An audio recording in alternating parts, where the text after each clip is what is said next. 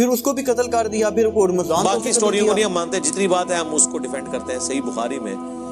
حضرت عمر کی شہادت کا جو واقعہ ہے 3700 نمبر حدیث تفصیلی ہے، اس میں جب حضرت عمر کو زخم لگا ہے تو انہوں نے پہلا سوال یہ کیا ہے کہ یہ میرے پہ حملہ کرنے والا مسلمان ہے یا کافر؟ تو بتایا گیا مجوسی غلام ہے، کافر ہے۔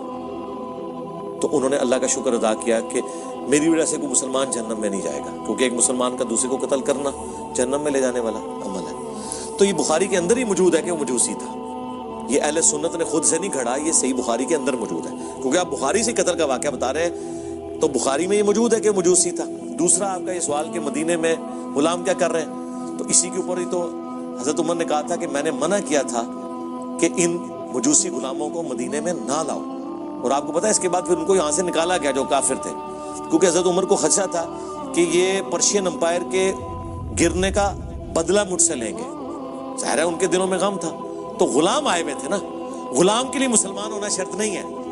ہم کوئی غلام ہیں، ہاں غلام کے لیے مسلمان ہونا شرط نہیں ہے۔ کافر بھی غلام تھے مسلمانوں کے، یہ وہ ہوتے تھے جو جنگوں کے دوران قیدی بنائے جاتے تھے، مسلمان انہیں غلام بناتے تھے، اور ان کی عورتیں جو جنگ لڑنے آتی تھیں وہ مسلمانوں کی لونڈیاں ہوتی تھی، جو جنگ لڑنے آتی تھی، جو پیچھے علاقوں میں تھی وہ نہیں۔ ایک الگ سے ایک ٹاپک ہے، الجہاد فی الاسلام، مولانا مودودی کی کتاب پڑھ لیں۔ تو وہ غلام جب مسلمان لے کے آتے تھے تو ان کو زبردستی کلمہ نہیں پڑھاتے تھے، خود اخلاق سے متاثر ہو جائیں الگ بات ہے، وہ کافر ہی ہوتے تھے، تو مدینے میں تھے، اس کے بعد پھر نکالے گئے اس واقعے کے بعد۔ اچھا، اب آپ نے جو یہ بات کی کہ